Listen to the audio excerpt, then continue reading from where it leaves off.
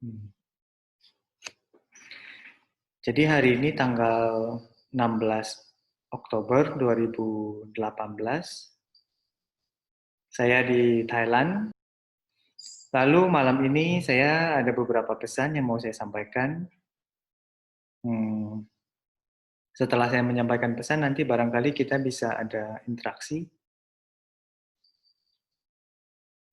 Interaksinya nanti bisa yang berkaitan dengan pembelajaran online, atau yang saya jelaskan sekarang ini, mungkin sebagian besar sudah masuk ke pembelajaran online ya.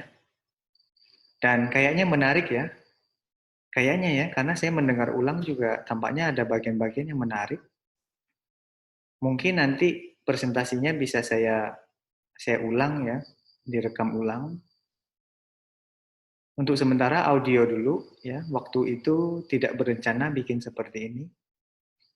Jadi ya punyanya MP3 ya. Jadi malam ini saya mau kasih lihat Anda, saya persiapkan sedikit bahan yang sudah saya siapkan. Anda mungkin bisa lihat. Bisa lihat ya? Mungkin saya gedein sedikit.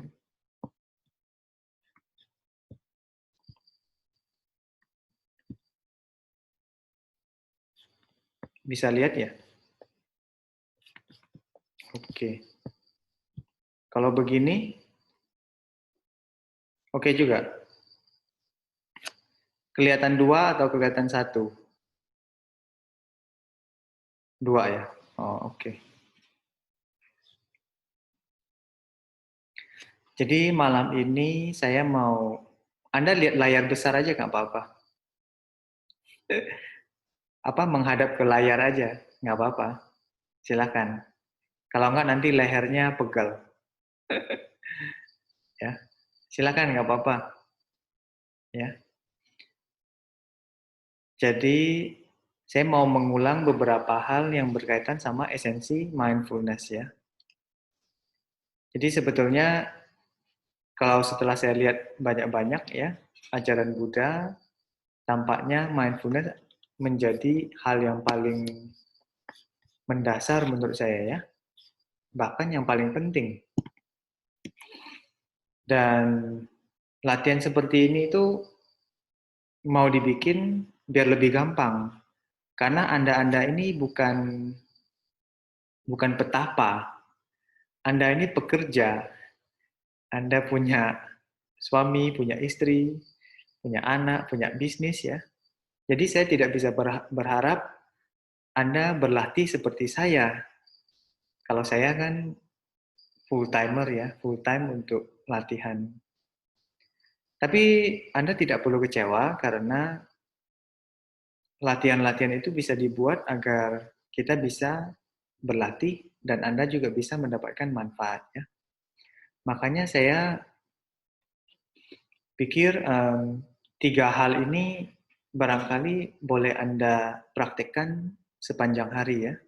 Di rumah, di kantor, kamar mandi, sedang gosok gigi, menyetir ya, mengajar ya.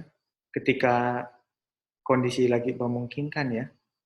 Stopping pertama berhenti ya, berhenti pikiran. Berhenti pikiran artinya tidak mikir masa depan, juga tidak mikir masa lalu, tapi membawa pikiran ke masa kini ya. Karena masa depan terlalu banyak khawatir, dan masa lalu terlalu banyak kesedihan ya, atau kekecewaan. Bukan berarti nggak boleh mikir masa depan dan masa lalu ya, karena dia akan otomatis mikir terus. Tapi kalau bisa semakin dikurangi ya, karena masa depan, masa lalu itu ya selalu ada terus ya, selalu pikiran ke sana terus. Jadi concern saya ya kurangin jatahnya mereka. Jatahnya present moment ya, momen kekinian itu kalau bisa lebih banyak. Kalau sudah bisa kembali ke present moment, relaxing itu memungkinkan. Ya. Kalau kita mikir masa depan itu badan tegang. Ya. Kalau mikir masa lalu, badan juga tidak nyaman gitu. Ya. Jadi Kalau tidak percaya ya coba aja periksa badannya. Jadi biar badan kita nggak tegang, tidak stres ya, berhentikan pikiran ya, maksudnya kembali ke saat ini, kemudian relaxing ya, relaksasi, sering-sering ya. Coba aja sekarang periksa badanmu pegel atau mungkin kerja seharian pegel kali ya. Nah itu akumulasi itu. Ya, jadi relaxing itu perlu. Saya kadang-kadang suka goyang-goyang bahu. Karena saya merasa bahu saya tegang. Apalagi kadang kalau saya mengetik di komputer, bahu saya cepat tegang. Jadi kalau terasa tegang, saya berhenti sebentar, goyang-goyang. Ya, maksudnya ya biar badan ini respon, biar rileks. Lalu sepanjang hari saya juga dari waktu ke waktu senyum lah ya, senyum kecil. Ya. Jangan pelit-pelit ya. Senyum kepada diri sendiri, senyum kepada bunga juga boleh ya. Saya kadang lihat ke langit, melihat awan, saya senyum kepada awan ya. Melihat sungai, saya senyum kepada sungai. Ya. Anjing lewat juga saya senyum kok. Walaupun anjingnya menggonggong saya. Ya. Jadi kalau bisa, 3 hal ini sederhana ya, tidak susah ya. Stopping, relaxing, dan smiling Anda lakukan. Kalau Anda lakukan terus-menerus, dia bisa jadi otomatis ya, otomatik, dan menjadi kebiasaan. Dan ini adalah kebiasaan bagus ya. Mudah ya, tidak susah ya. Lalu, biar dia menjadi habit, itu ada 3 hal ya. Yang pertama, reminder. Ya. Reminder itu sudah Anda lakukan sebetulnya ya.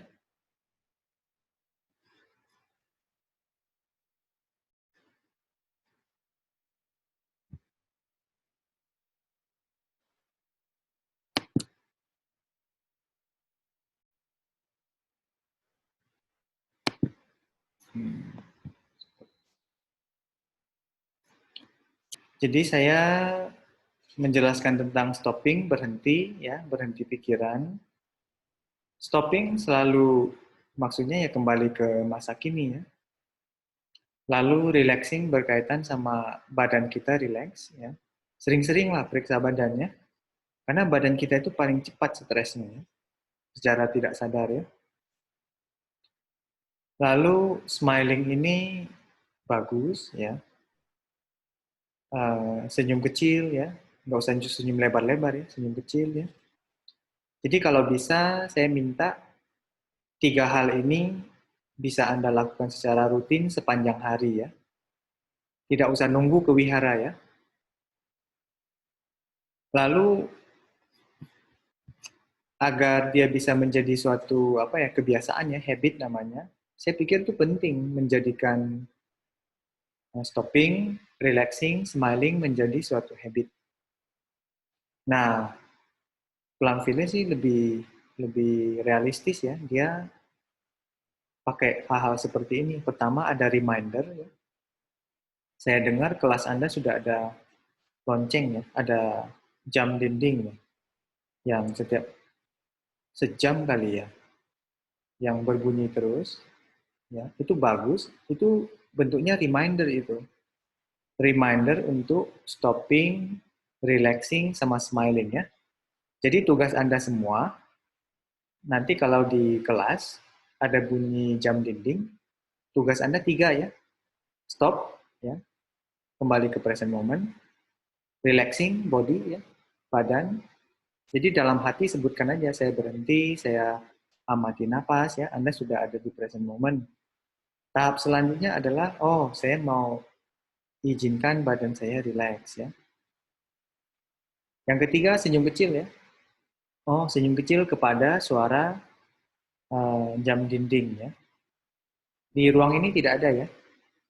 Di ruang lama kali ya. Oke. Jadi yang pertama jadi reminder, makanya jam dinding menjadi reminder.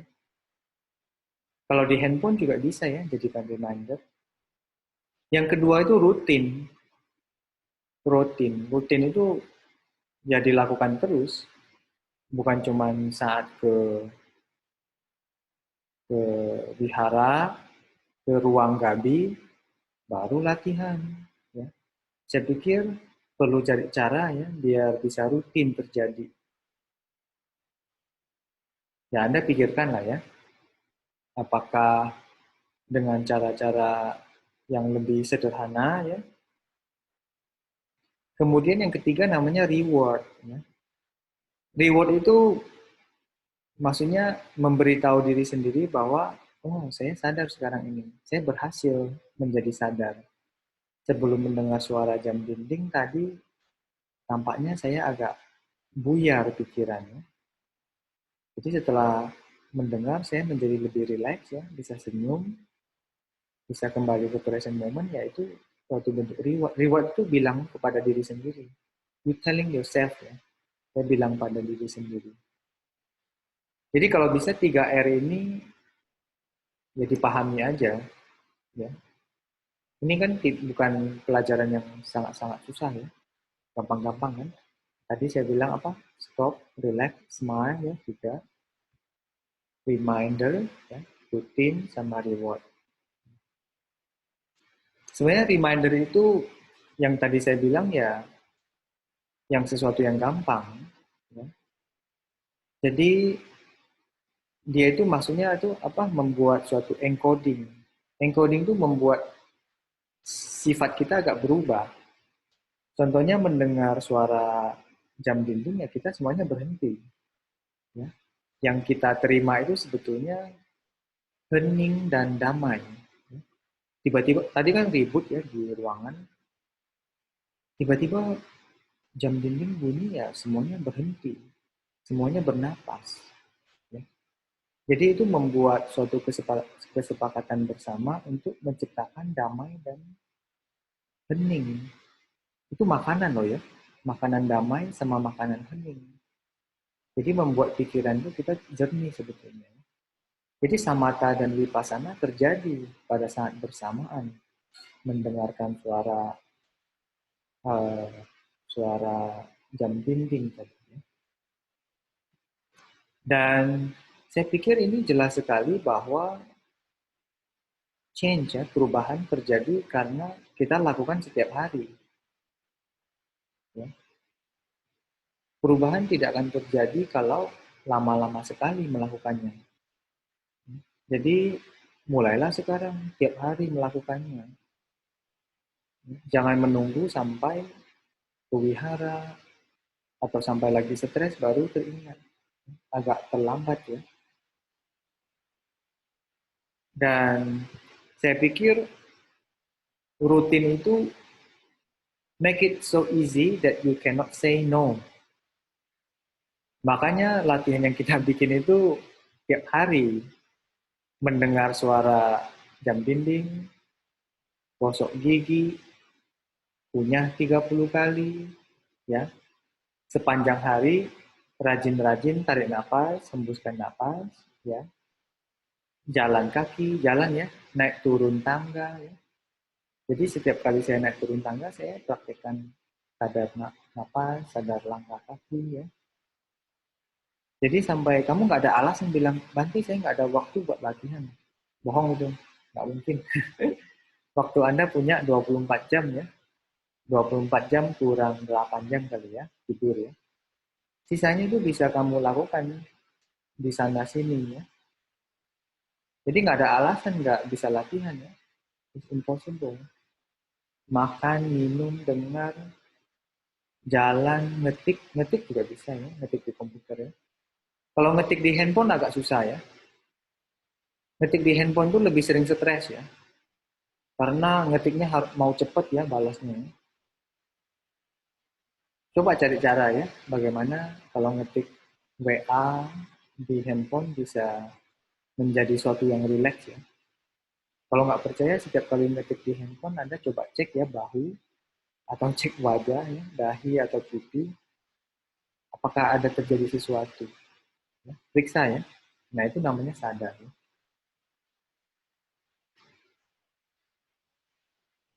ya celebrate lah sedikit nggak apa-apa ya. Give yourself some credit.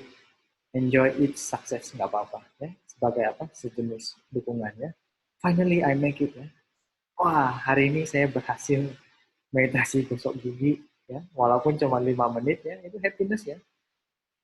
Kamar mandimu ada ini enggak ya? Ada cermin nggak?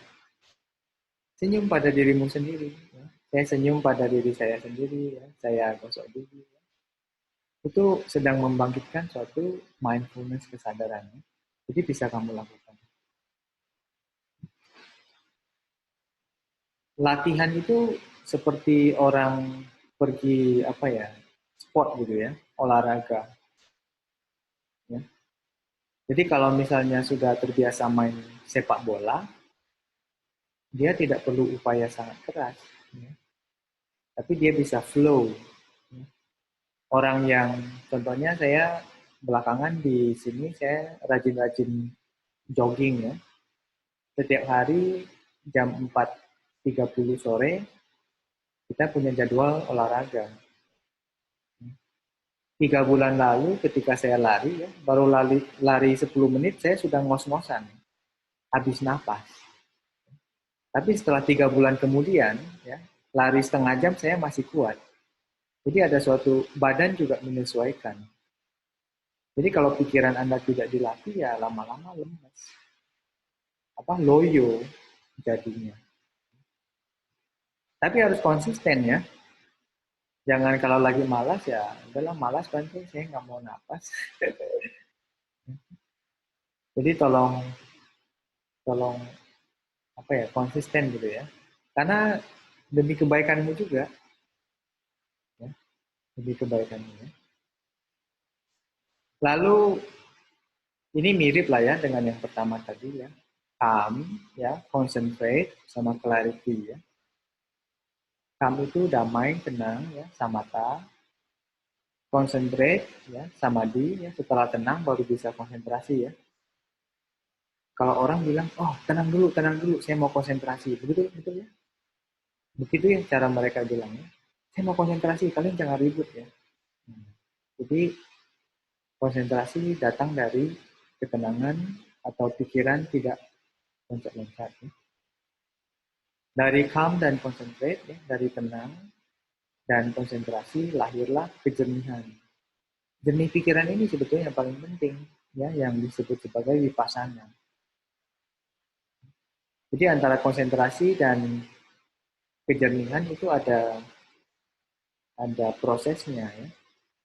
Dan hasil dari kejernihan itu adalah panya.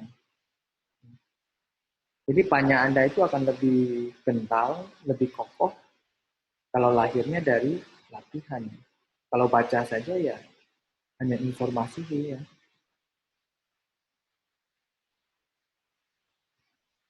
Jadi ini sudah saya jelaskan tadi ya. Jadi untuk samatha perlu menggunakan panca indera ya. Mata, telinga, hidung, badan. Five senses plus mind ya. Yang pertama. Yang kedua sudah saya jelaskan juga ya. Kalau pikir masa lalu lebih sering menyesal ya. Present moment itu lebih netral sebetulnya ya. Masa kini lebih netral. Dan masa depan itu kita lebih sering worry ya, lebih sering worry apa sih? Cemas ya. Jadi cemas. Jadi jangan siram-siram cemas Anda terlalu banyak. Jangan menyiram-nyiram regret Anda terlalu banyak. Ya. Tapi kita ini paling hobi siram yang gitu-gitu. Ya. Jadi dia tumbuh menjadi besar. Cemas Anda itu begitu besar setiap kali mikir masa depan. Tapi bukan berarti nggak boleh mikir masa depan loh ya. Boleh. Kalau banyak-banyak overdosis ya selamatlah Anda kena racun ya. Racun ya. Racun kecemasan berlebihan ya. Oke ya. Lalu BIBO ya, BIBO ya, breathing in, breathing out, sering-sering menggunakan breathing in, breathing out ya. Lalu come back to ourselves ya. Come back to ourselves itu maksudnya kembali ke badan kita. kaki, leher, bahu, tangan, dahi, pipi, ya. Kembali ke badan, kaki, ya, telapak kaki, ya. Jadi biar kita kembali ke badan, karena meditasi selalu nomor satu kembali ke badan, bukan kemana-mana. Jadi melalui napas, melalui hibo, ya, breathing in, breathing out, kembali ke badan. Jadi sering-sering kembali ke badan, ya. Mau, ya? Dan yang terakhir itu relax. Relax your body and mind. Baru bisa relax. Kebijaksanaan itu lahir dari kondisi relax. Kalau orang kondisi tegang itu susah. Berbelit-belit jadinya pikirannya. Sampai di sini masih jelas? Kalau jelas boleh angkat tangan. Oke, terima kasih. Boleh turunkan. Lalu clarity ini adalah berkaitan sama jernih, ya. Jadi kalau sudah ini kamu lakukan, ya, calm down, ya, samatha, yang terjadi itu clarity. Clarity itu vipassana sebetulnya. Makanya yang pertama saya sebut sebagai merkipon. Merkipon itu kolam yang keruh. Tapi kalau kamu biarkan, keruh-keruhnya itu akan turun. Sehingga pikiran kita jadi jernih. Makanya sebenarnya clarity. Ya. Understand jadinya. Understanding, mengerti. Buddha bilang kalau nggak mengerti, kita menderita.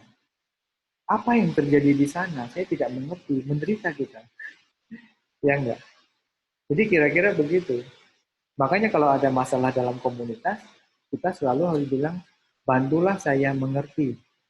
Help me to understand. Tapi bukan bilang, you are wrong. Bukan. Please help me to understand. Jadi dengan demikian, ada kualitas-kualitas meditasinya. Ya. Yang kedua, kamu boleh lihat apa bedanya respon dan react. Ya. Saya pisah sengaja, ya. React. Respon. Respon itu kita punya jeda untuk merespon. Tapi kalau react, tidak ada. Itu otomatis langsung. Makanya itu adalah habit. Kebiasaan. Makanya itu ulang, act itu aksi. Aksi ulang sebetulnya.